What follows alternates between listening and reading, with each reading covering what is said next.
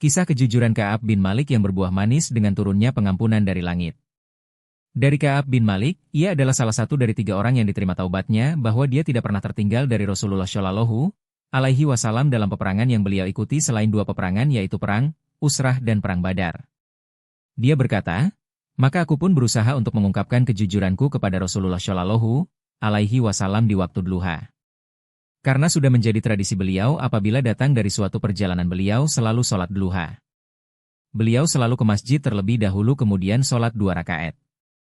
Beliau melarangku dan kedua sahabatku untuk berbicara. Padahal beliau tidak melarang orang yang tertinggal selainku.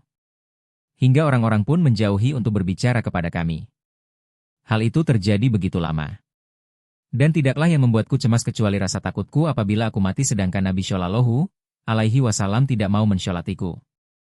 Atau Nabi Shallallahu Alaihi Wasallam yang meninggal dunia, hingga aku termasuk orang yang buruk keadaannya, tidak seorang pun yang mau berbicara denganku, dan tidak mau mensyolati serta mengucapkan salam kepadaku.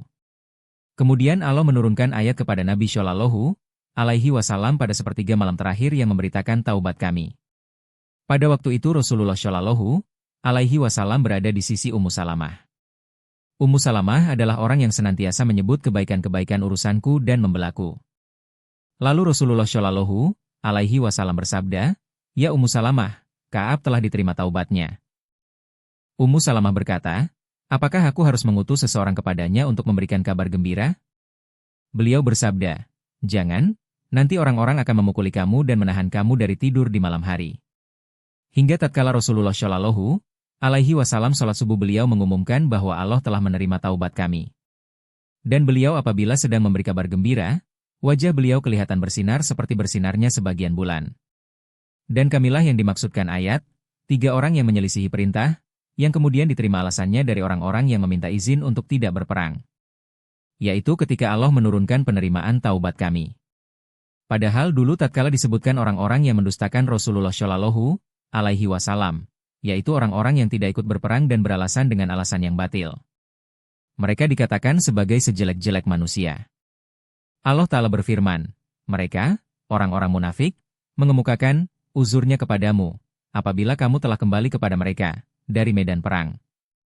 Katakanlah, janganlah kamu mengemukakan uzur, kami tidak percaya lagi kepadamu, karena, sesungguhnya Allah telah memberitahukan kepada kami beritamu yang sebenarnya. Dan Allah serta Rasul-Nya akan melihat pekerjaanmu. At-Taubah 94. Kejujuran mungkin terasa pahit di awal, namun ia adalah satu-satunya jalan menuju ketenangan dan ampunan ilahi.